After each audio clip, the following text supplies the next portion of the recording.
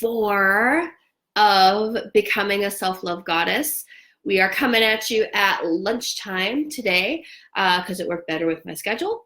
And we give some different folks an opportunity to try to come live. So hopefully we'll start seeing some people logging on here pretty soon. I've got my notes here. And I'm like ready to go. Hi. Anu is here. And Tammy, you are dedicated. You're at like everything. I admire your dedication and just your commitment to getting as much out of this as possible. It's awesome. Anu's been doing pretty awesome too. They're awesome. Jamie, welcome. I'm glad to see you. Also a sister with the best name. It's good. I like it. Well, welcome, welcome. So to remind you the schedule of our events, we're kind of starting to we've crested and we're coming over, but that doesn't mean there's not still amazing stuff coming to you. So today is day 4, tomorrow's day 5. That's also gonna come at you at noon. So another lunchtime thing. Remember, you can always hit the replay if you weren't able to make it live. And I'm also gonna do a Q&A, and I haven't decided what time to do that. Remind me to, I need to do a poll to see what's gonna work best for the most people. And it may be that I'll just come on and we'll just see who's on, and maybe we don't make a huge thing out of it. But I wanted to make sure that you had a chance to ask any lingering questions about the material or anything you have going on. It's a really cool opportunity to get some coaching from me, some direction, like yummy. Yes, I love doing that. So yeah, okay, so, oh, I didn't figure it out. It was the contest winner of Goddess Love School. I had my session with Angel, who won one of the referral contests, and so her and I were doing a Goddess Oracle reading, and it was really fun, and I got kind of wrapped into it, and then I didn't get a chance to go and look at who the winner is for Goddess Love School, so I will find out and I will contact you. So Goddess Love School is my signature relationship program. I was connected with Aphrodite and channeled it through, and then added the psychological components to address the main things that I see in my clients and in my friends, and just things people want support on. It also comes with the soul food guided meditations, and it's worth $4,000. So whoever wins that is going to be pretty, I hope you're excited and that you enjoy it. So of course we have another contest because my love language is gift giving. So I'm all about giving the things away. Hi, Laura. Oh, that's sweet, Jamie. Yeah, send it to a friend. Invite them to the group. I am going to run this group again, probably in a month or so, and I'll teach the classes again. I'm going to update the homework and really shine it up. And just this is one of the ways that I give service to the community is bringing this to you. So definitely invite your friends, and they can hit it the next time around it comes, because I'm going to be taking the replays down pretty soon, so that the next new batch of people can have it all afresh, and they get the attention that they so rightly deserve. Hi, Heidi. Oh, I'm glad to see you. And Laura's here, and Amy. Sunshine is out in these mountains. Yeah, our sun's out too, and it's too warm in my office, so I have the window open and the heat blasting because I have no control over what's happening in here. I love it. Okay, let me tell you about the new contest. Same rules, do the homework and be present to win. And the winner of this contest is going to win a ticket to my self-love makeover. So the self-love makeover is something I've been working on for a while. It is a small group program. It takes about 6 hours. It's most of the day. And what we'll do is I'll send you a box of goodies, and we're going to use those goodies throughout the day to experience a radical reconception of your self-love. That we're going to walk through the mythology of Eros and Psyche, and you're going to walk in the path of Psyche, doing the challenges that she experienced for yourself.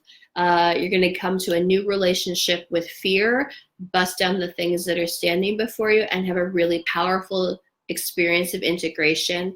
And I'm going to guide you, and it's going to be really amazing.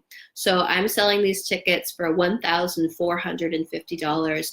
And if you win the contest, then you get a ticket to this event. So this is something that is a bonus in one of my programs that I'll talk to you more about, and you get to come for free. Isn't that exciting? I love it. Okay. So we talked yesterday about how there are many parts of you that make up the psyche. There's that wise adult, the inner child, there's a spiritual component. I like to think of them as like spiritual organs. Like they each have their own function and their own role to play, and they make up part of the whole. And we use these kind of images to help us sort of get into this area of our lives, of our beings, that's sort of hard to talk about and get into. Like I could talk about like the quantumness of it and how all of it is potential at the same time, and we could talk philosophy, but it's much simpler to be like the force that is moving you forward on your life path is your highest self, right? It's much easier to talk about it in the way of images, and it helps you understand it in a really holistic way, and it honors that right side of your brain that's more like image focused rather than that left side that wants to know everything. So we're honoring all sides of the brain by coming at understanding of ourselves from different directions. So we talked about how those parts of us, especially that inner child, that they're deserving of love. And we looked at different styles and ways of loving to see where your strengths are and how you can apply that strength that you have to an area that's maybe not so strong. So when I was looking through the homework, a lot of folks were saying like, that they had a lot of love for other people, but had difficulty with self-love. And there is that fear that like, am I being narcissistic? Am I being greedy? Am I being selfish? Especially as empaths, we're really sensitive to the needs of others. And we're going to talk about that more today. And we've been conditioned to put other people's needs in front of us and put ourselves last.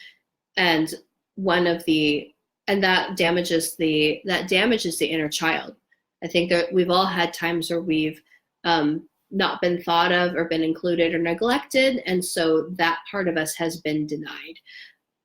Yeah. So using those other kinds of love that maybe you're better at and applying them in a situation where it's harder for you. I do that with my son sometimes, where he's having a meltdown and I want him to stop.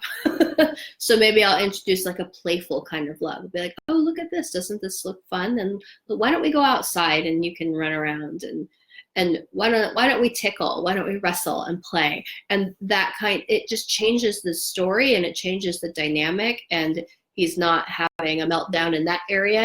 It becomes a resource. And so for you, that can also be a resource.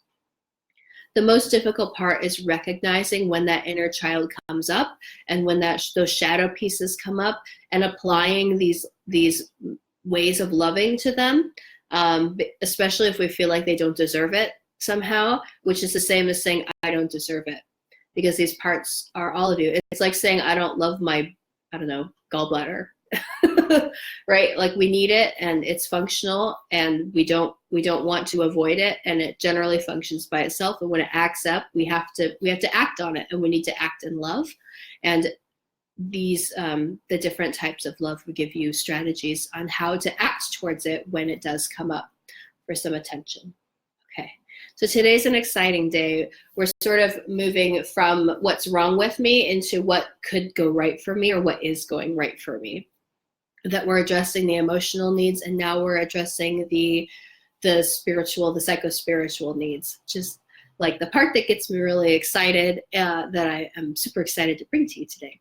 So our goal for today is for you to see that your divinity is within you, and that you are inherently worthy of love and devotion, and to begin to identify stepping stones to expressing that brilliance within you. I'm still getting over a cold, so I'm sorry about that. Trisha, I'm not happy that you're sick, but I'm happy that you're here. I think it's fortuitous. You sure some part of you didn't get sick on purpose? And how can we love that part of us that made us sick, right? I'm so glad that you're here. Okay, so we have your guidebook. Hopefully you have it all printed out. Oh man, mine's in black and white. That's okay. So I want to bring your attention to, get it in the camera, this image right here, sideways, straightforward. Okay, this is a famous painting of, do you know the Odyssey? In the story in the Odyssey, one of the kings wanted to leave so that he could go fight in the Trojan War, but there was no wind at all. It must have been Odysseus, that poor bastard, like never gets anything his way. Oh no, it wasn't. It was somebody else. It was one of Odysseus's like people, and the wind would not blow. And they're like, obviously we can't just row the 1,000 miles to Troy, so we need the wind to blow. And they had gone to the oracle, and the oracle says, King, if you sacrifice your daughter Iphigenia, the wind will blow. And so he went, okay, and totally tied his daughter to a rock and sacrificed her to the gods. Now, in some version, she died, and in other versions that I prefer, she was actually saved by Artemis, who replaces her with a stag. I think that this story, this myth, is really telling about empaths in particular, because we are awesome at giving to others. And I can totally see Iphigenia being like, Dad, whatever you need, I will make you happy. I'm going to be a good daughter. If this is what you want from me, I must have been born to this, and I will give that to you. I will give of myself to the gods. But when we overdo it, it's self-sacrifice, because we believe that the other person is better than us. That Iphigenia put her father's needs and his desire to go sack a city he had no business being at war with ahead of her own right to life. Now, to us, like, this sounds like, obviously this is wrong. This is clearly wrong. There's no question that we would not do this today. But at the time, and when she was in that kind of dynamic, it did seem like a good idea. And maybe she didn't have any choice in the matter, and he was going to do whatever he wanted to anyway. And I love, like, to me, the corrective measures that the gods did step in, and Artemis was like, no, you're under my protection. You will not sacrifice. It's not worth it. And let me put an appropriate sacrifice instead of sacrificing a person. So when we move away from the victim archetype and we're embodying that creator archetype, we can invite in additional archetypes that we would like to bring into our lives. So in that story, Iphigenia is saved by Artemis. Artemis steps in and is like, no, I will protect you because that is my job. And so she writes it and makes it an appropriate sacrifice instead of a self-sacrifice. And so what this story teaches us is that we can reach out to these energies, to these archetypes, to these helping and guiding spirits, because they want the best for us and they want us to grow. And there's a corrective measure that's bigger than ourselves. I think it's important to have an example of a good mother, a good father. And part of it is because our own parents are mortal, not moral. They might be moral. They're mortal and they have their own flaws. And so if we don't have a better example, we may repeat their flaws or just react to their flaws, and we stay in the victim triangle. And so calling out to these archetypes as a coach, right, in that triangle, as the coach part, they ask questions, the stories are instructive, and connecting with those energies can give us some vitality and give us a power that we don't normally have by ourselves. This is my secret sauce for working through things that are really difficult. When I was first starting to get well, after I had kind of given up on therapy and I was like, I guess I'll be a victim forever, I had gone to a mystery theater, a mystery play. So a mystery play is with a capital M, and it's one of those things that you can't talk about, you can't explain it very well, you just have to experience it. And it's a holy story. So in this story, it's the myth of Demeter losing her daughter Persephone, who gets abducted to the underworld. And I remember, and so this is brought by priests and priestesses who have been working with the energy for like years. So it's not just like an actress playing Persephone, we are given to understand that like this is Persephone, this is Demeter, this is Hermes, right? So there's a lot of energy in the room, and we also project ourselves into it. So it's not their Persephone, it's I'm Persephone. I'm watching it. So I've been sexually abused, and I'm watching the abduction, and Hades is taking Persephone to the underworld. Then of course there's a break. And I'm like, I go to my friend, I'm like, I can't watch this anymore. I don't want to see what happens to her. And he's like, well, what do you think's gonna happen? And I'm like, well, she's gonna die inside, first of all, and then she's not gonna live the life that she wanted, and she's never gonna reach the surface of the earth again, and she's never gonna see her mother and all the things that are important to her, and she's just gonna die inside, and I can't stand to watch that. I don't want to. And I didn't know I was being triggered. My limbic system was like off the hook. And I'm watching a play, right? And he's like, just keep watching. And so I was like, and I had some lunch. and after intermission, we came back and we watched the rest of the play. And in the play, she's in the underworld, and Persephone comes into a new understanding of what happened and how she's like, I had to grow up, and I am in love, and I want to connect with this darkness that's here, and I want to understand it. And so she marries Hades, the king of the underworld, who's not a god of death, he's a god of wealth. Pluto is Pluton, which is Greek for wealth. And Thanatos is death, and Thanatos and Hades are not the same.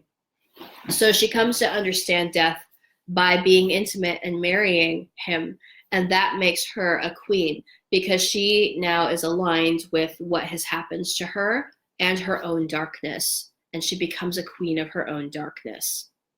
And through that, there's wealth. And I was like, oh. So at this mystery play, you're able to go to shrine times and actually go and talk to these priests and priestesses who are wearing the guises of these gods. And so you can speak to God. So I was terrified to speak to anybody, and the only one I would speak to was Aphrodite. I'm like, okay, goddess of love, she's pretty. Like I can get behind that. Now, prior to that, I was a huge old tomboy. And so I went to Aphrodite, and I told her about my experience and how I felt like I was queened and how I could maybe like have this. And she said, I want you to dedicate to me. So I was like, okay, well, when the gods ask you to do something, you do it. And so I dedicated for a year and a day to Aphrodite. So I put love at the center of my life, and my life changed from there, because those creating space for those archetypes to move in. I'm now looking through things through the lens of love, and it changed how I felt about myself. I understood Persephone and her struggles, and also I could see it in how I wasn't loving myself. And for me, that was really powerful to make space for this archetype. So I teach my clients to embrace their power and be the deities, like dedicate to the deities that are important to them. This idea, but like, what do you want at the center of your life? And I needed love so badly, because I'd been mistreated in love, and I needed to know what real love was. And so I was able to start there. So the archetype, the god or goddess, gives you direction, and it gives you stories. And so I teach my clients how to understand these stories and what it means to them. And your own personal stories of like your dreams and your images and what's coming up for you, and how to use those to empower yourself towards becoming the person that you are and that you're meant to be. Okay. Yeah, calling forth those gifts and attracting the things that you need in order to successfully accomplish your spiritual journey here. Iphigenia, her spiritual purpose is not to be sacrificed at her father's whim so that he can go to war, right? That implies that she's a tool. And so when you self-sacrifice, you become a tool for somebody else. And it's dehumanizing, and it is not loving, and it is not in honoring your inherent divinity. And so coming to self-love and finding appropriate ways to express what's happening, right? So I'm not going to self-sacrifice. I'm going to find an appropriate resource so that it's made right. Or I'm going to leave a situation because if my father wanted to kill me, I should probably go. Like, I don't have to stay here. But how often do we stay at jobs because we think that's the only option? or stay in relationships because, well, I love them. And of course, love means sacrifice. And now we know the 7 kinds of love, and we understand there are a lot of kinds of sacrifice. And that self-sacrifice is not really one of them, that's the opposite of love. And it's not loving to do that for somebody else. But there is that self-sacrifice for like your children and how you're putting their needs above yours because you have a responsibility to nurture. So like in that area, it's appropriate, and in other areas, it's not. So let me check the chat and just see if there's any questions. Brittany's here, Laura's here, and Ronnie. Hello.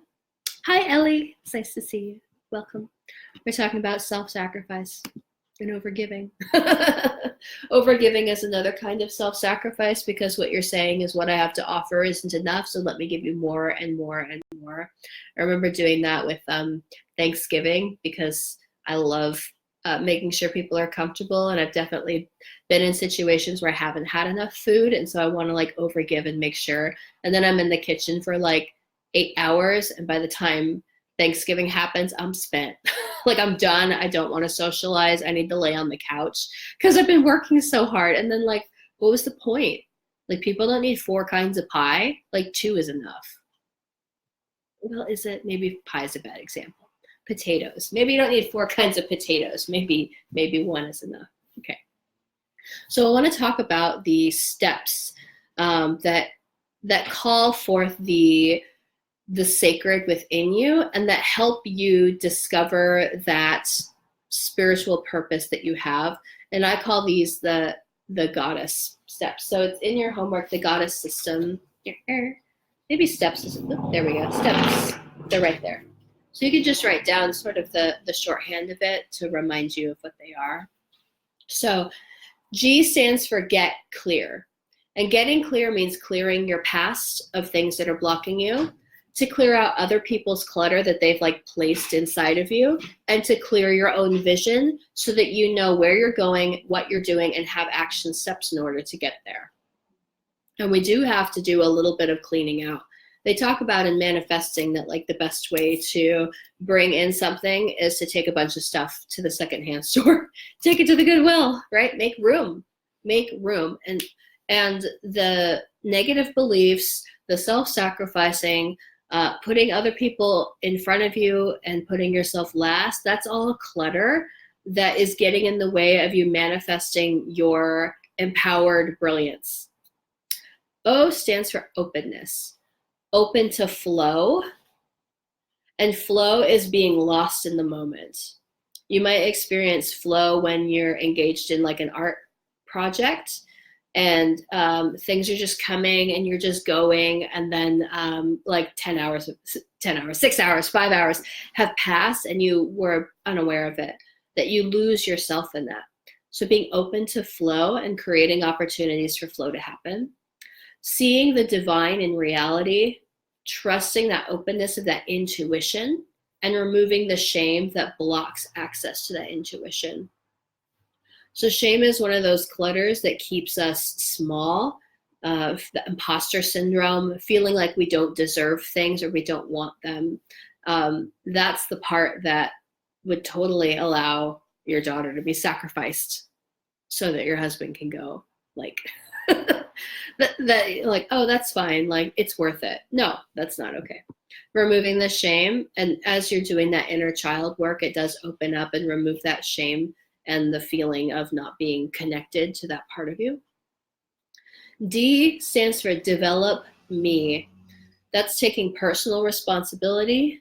That's manifestation, confidence in who you are, and your earthly goals. That these are things I want and I go after them and I know how. It's creating boundaries and practice. It's sort of the earth element, getting your earth altar in order. Right? All of those things are needed in order to make things real and happening right now. And they start with us. They start with me. Putting yourself first. It's doable, I promise.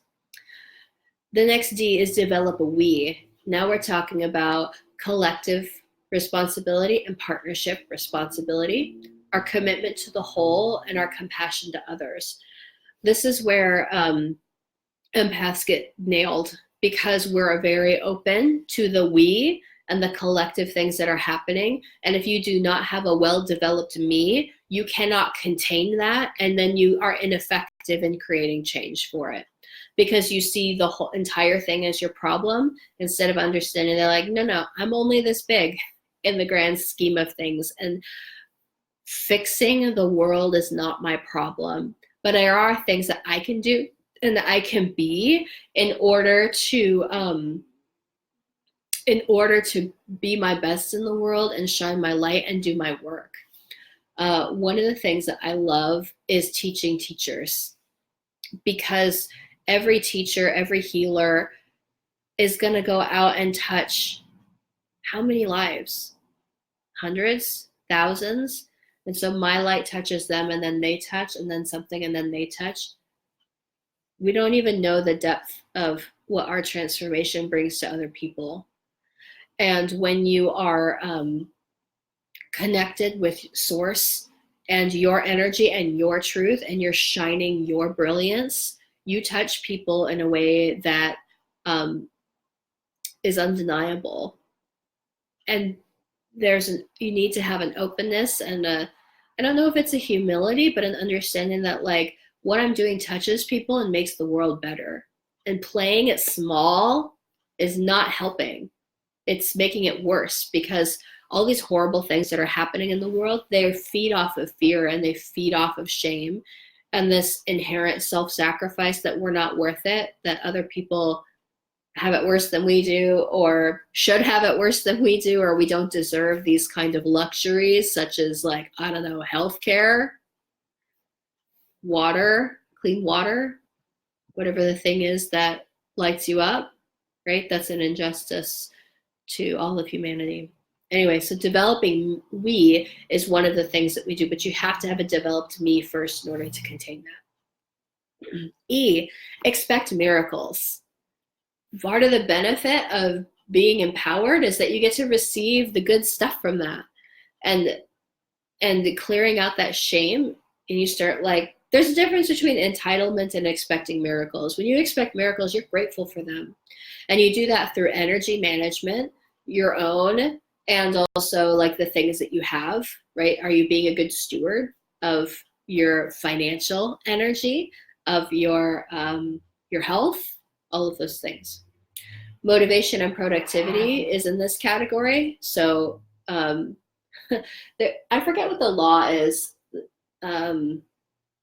There's one of those manifestation laws that the project will take exactly as long as you make a container for it. Like, somehow if you procrastinate until the end, it still only takes this long to do. It may not be as awesome if you'd spent this much time, but if you have no end date, there's no container. And so we have to have a container for that, and that's going to motivate us and create productivity. Expect miracles is life revisioning, seeing the world in a new way, understanding spirit and psyche and the way that these energies are moving in your life, and then having gratitude for that. I can have gratitude for seeing myself in the victim triangle, because I can also see a door out of it. And if I didn't know that I was being a rescuer, then I also can't know that I'm moving to being a coach, right? Okay. S, so sexy. This is about intimacy and connection, fun and pleasure. Care for this vessel, right? Not sacrificing it on an altar so your daddy can go to war. Creativity, flow, gestation and birth, movement, and the dance of cycles. So it's an understanding that I'm here in this body for a reason, and I need to take care of it because I am it, right? That the body houses the unconscious. So how are you treating that part of you? Now that you know that, what are you doing to support this beautiful vessel that you've come into the world with, right? And understanding that things take time to gestate, and that there is a birthing process for your creative projects, for aspects of yourself, that we don't wake up after 5 days and be like, I have self-love now, but you can have a breakthrough that has seeds that gestate, that grow, that expand, and you need to make a space for that, or else there's no end date and there's no container, and then there's no possibility for growth. Okay. The final S is sacred space. This is your guiding mythology, the stories of your life that are, we are dreaming, but are also dreaming us.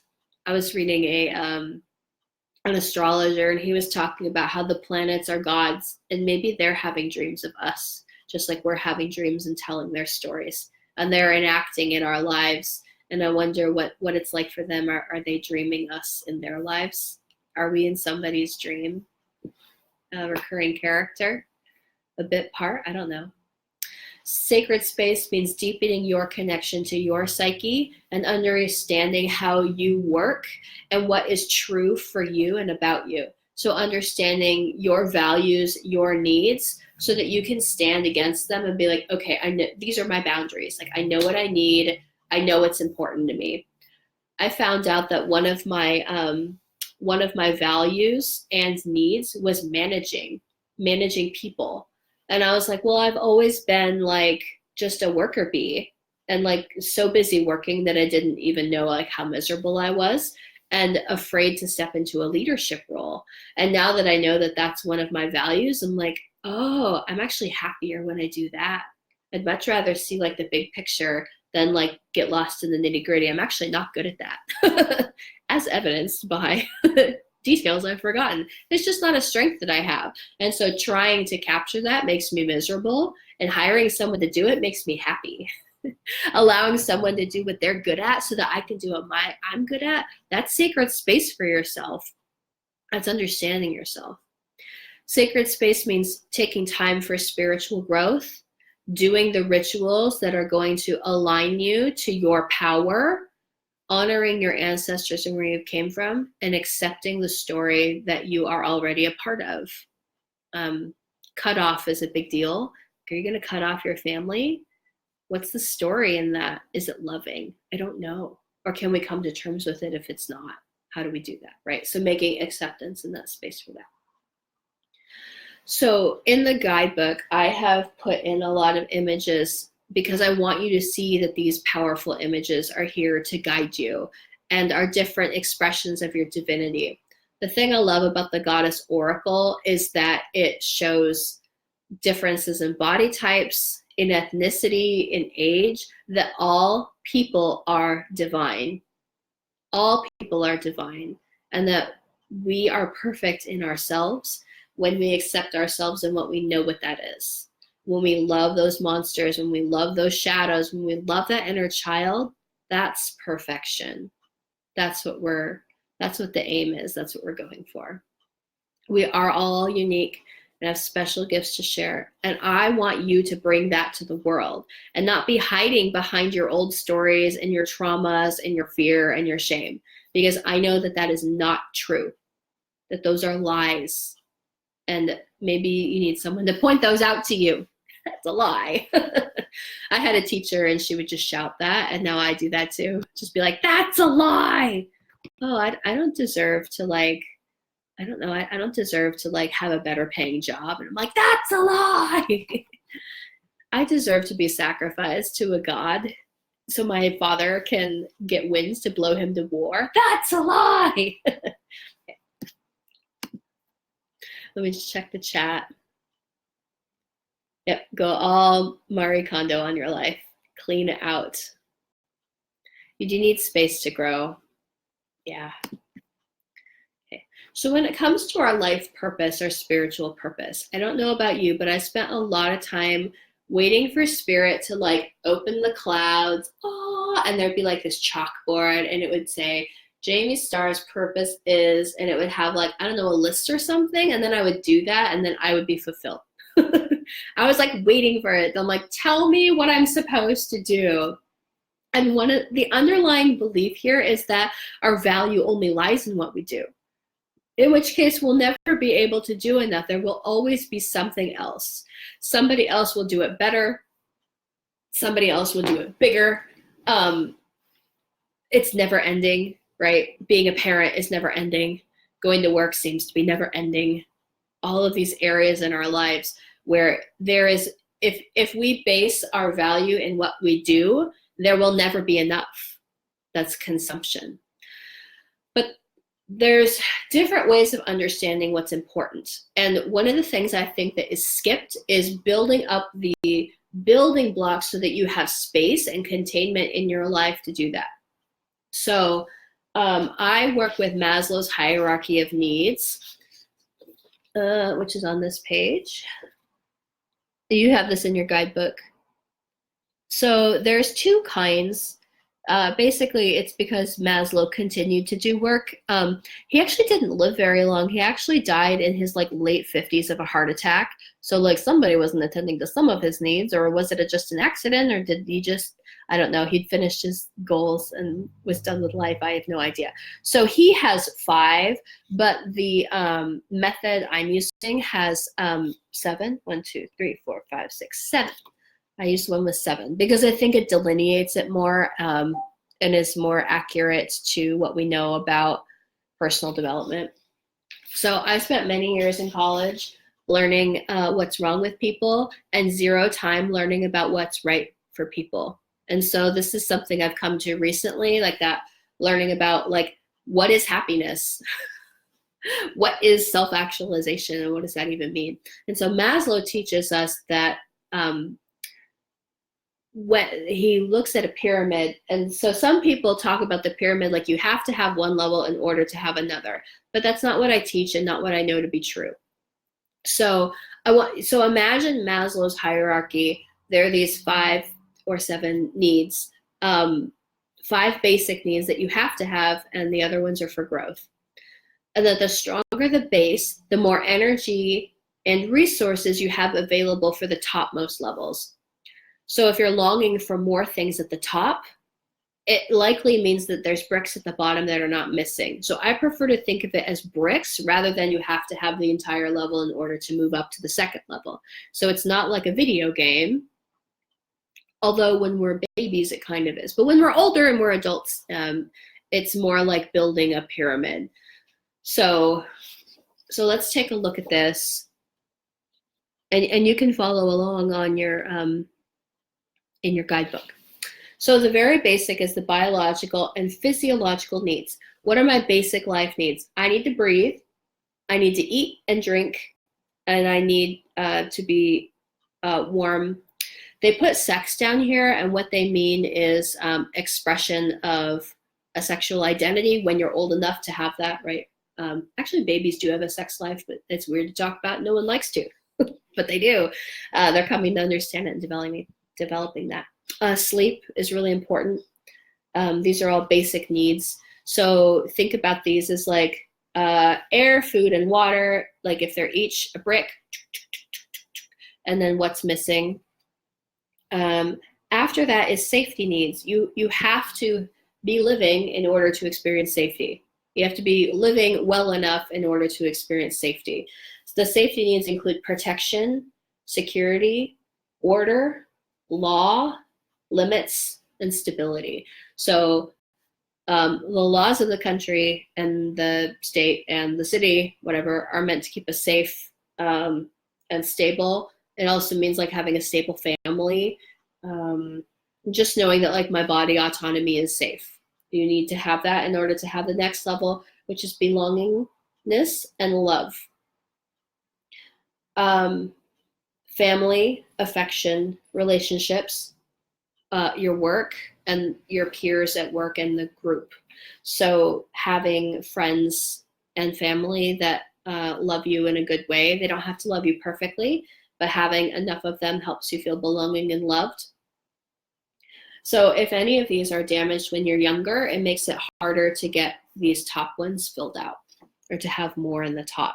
And so clearing out those things, like especially in the safety. So if you feel like we talked about those automatic alarm systems and they're being tripped because they're safety, they're considered a safety hazard and they're preventing you from connecting to other people, right? They prevent it, they get in the way. Esteem needs, self-esteem. People say, I don't have self-esteem, and what they mean is achievement, status, responsibility, and reputation. So do I like myself? Are there reasons to be liked? Am I thought well of in the community? That is also from there. So it's not that we need other people in order to build self-esteem. It's that we need other people to show us what esteem is and to have a group to belong to. You really can't have self-esteem by itself. That's just narcissism. If it's not based on anything and nobody cares, because the truth is narcissism is out of a root of lack of attachment, right? They're not attached to people. After esteem needs is cognitive needs. This is the needs of the mind, of the intellect, knowledge, meaning, and self-awareness. Do I know what's going on inside? Am I aware of these forces that are like moving, or do I blame everything on myself and allow that to get in the way? The next is aesthetic needs, beauty, balance, form. This is where art lives. This is why cathedrals are beautiful. This is why the rich and the glitzy spend a lot of time talking about fashion and being fancy like that. Is because aesthetic, you have to have these other things in order to have your aesthetic, in order to have a deep appreciation of beauty and even to be able to afford that, right? And finally, self-actualization. I put the transcendence here, personal growth and fulfillment. So am I on a path of growth?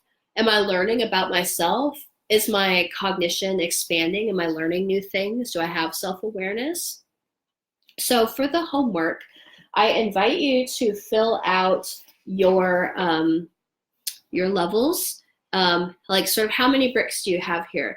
And I am gonna put some examples for the homework that I did. So I did one recently, I did one right after I had a kid, and I did one from like 3 or 4 years ago, based on what was true for me at the time. And I put a little explanation in there for you. I'll get those posted soon so that you can see and you can kind of gauge. So for example, we think we're doing well biologically, like we got that bottom one like nailed, but then you have one bad night's sleep, and what happens to your day? You're nailed, like you're busted. Like, I can't do it, I'm sick, I'm not able to, I don't have the energy for it, right? I'm getting more comfortable in the chair. Okay, so it's not that we can't have those higher levels without completing the bottom one.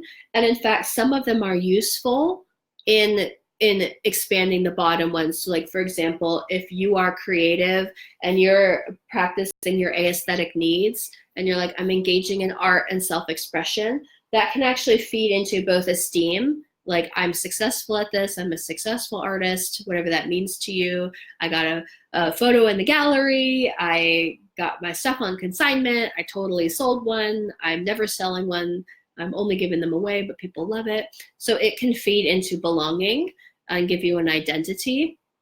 So they do feed into each other that way. They're not inherently exclusive. And you'll see on some of the pyramids that I made that there are times where like the top is actually higher, is actually well built, even though the bottom isn't. And all that means it's like your pyramid is like a little lopsided and it's liable to fall. And so the moment you can't support going to church every week, right, and it meeting those spiritual needs in that way, then it falls away, right? It becomes impossible to do. Or you find another way to do it that doesn't cost anything or doesn't tax your resources or gives you a sense of belonging, right? Okay. So these building blocks are necessary in order to build up to be in a space where you can live your brilliance and shine your radiance. And so in work I do with my clients, we work to reclaim those parts so that you can shine your radiance and be stronger in your pyramid. It gives us some direction on like areas of your life that may need improvement. So some folks have been asking about what it would be like to work with me. I have been really passionate about helping empaths stop self-sacrificing and shine their brilliance and really move to self-love. Self-love for me is like the tool because it opens up all these areas that need light and love in them, and it gives us space for those archetypes to come in through. So I'd like to introduce you to my year-long program. It's called I Am the Goddess, It's actually a year and a day program. That's the traditional length of initiation. And this is really a deep initiation into yourself and into your spiritual purpose so that you can be a clear vessel, heal the intuitive voice, master your emotions, and gain a new powerful vision of yourself.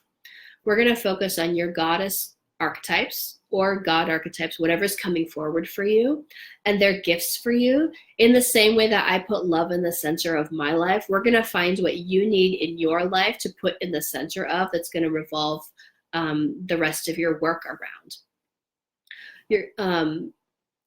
I'll help you create your own personal rituals so that you can access those deeper parts and really embody your brilliance, embody that holiness that you have.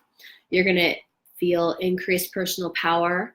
We're going to commit to self-love, and you're going to learn the difference between your intuitive guidance and your trauma misguiding you, right? I have tons of tools for this. I want you to experience radiant self-love and deep transformation in all areas of your life and have clear access to your unconscious. I'm going to give you tools to do that. We're going to heal past wounds, get a clear vision of your spiritual purpose and your life purpose so that you're actually walking it and not just talking about it. We're going to shore up that pyramid where it may be weaker in some areas and help you loving those parts of yourself that are hard to love. Activating powerful support from those archetypes and cultivating your spiritual practice in a way that is meaningful for you.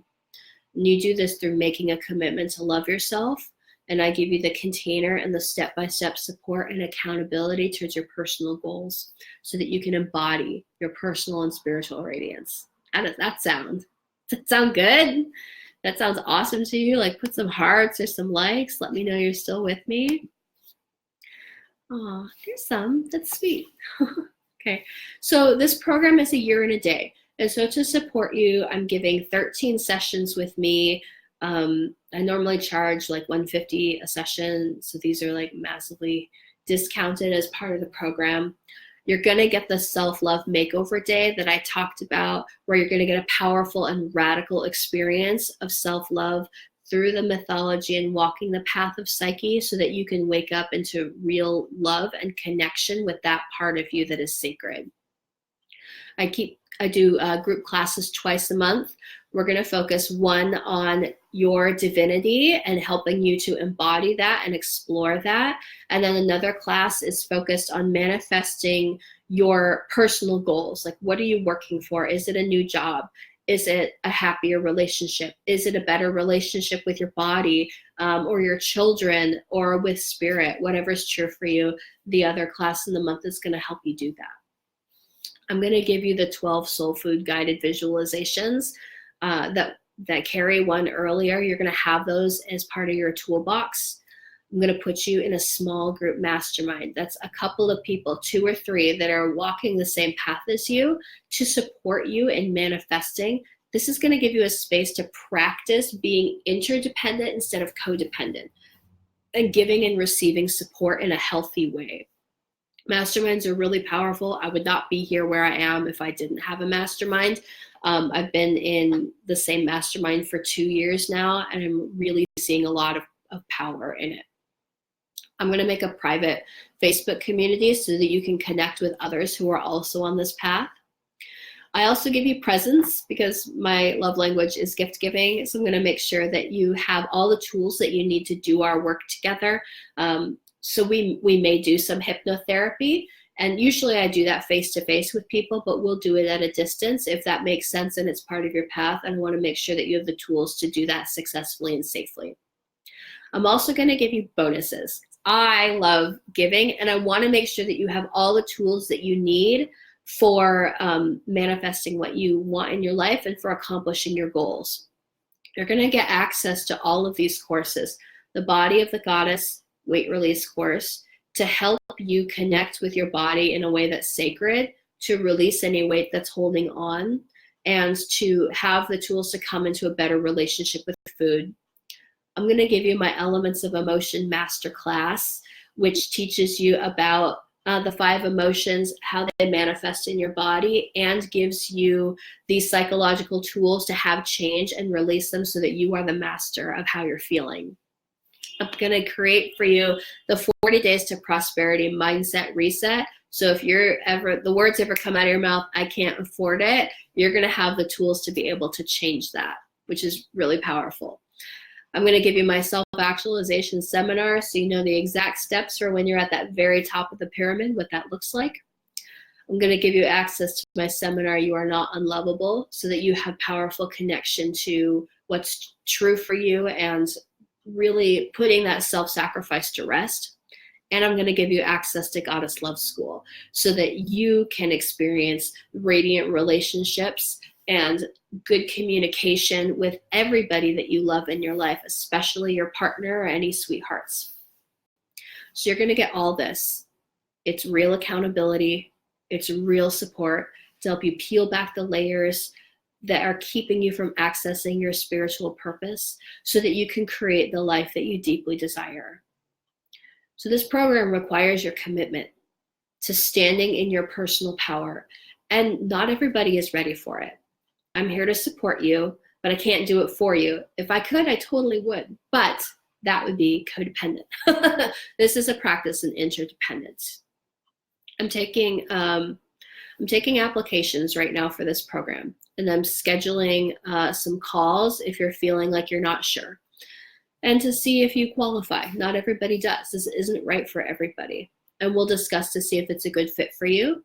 There's no obligation to purchase if you do apply. And if we do get together on a phone call, you're going to leave feeling empowered in your decision either way. I want you to feel good about it. There's no pressure here.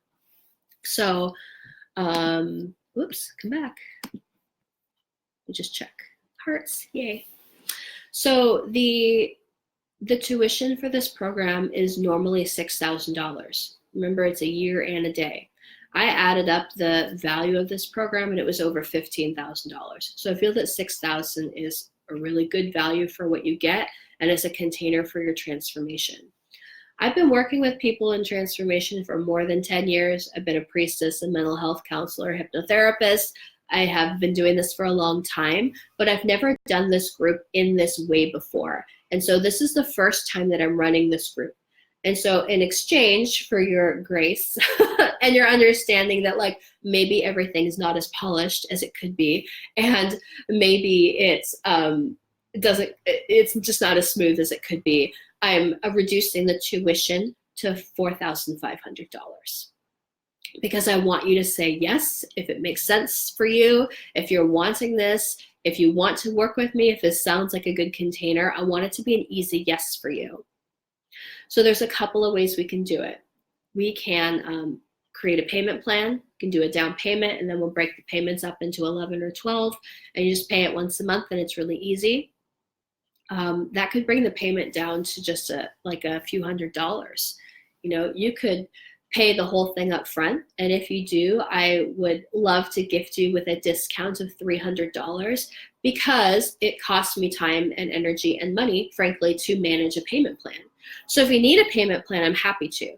But if you don't need to, if we need to break it up on 2 credit cards or something, if you want to try to get PayPal has like a pretty generous credit option. And then, so you would pay me and then you would pay PayPal back. That is a great option. And then you can also enjoy that $300 discount. So that brings it to $4,200, which is really good.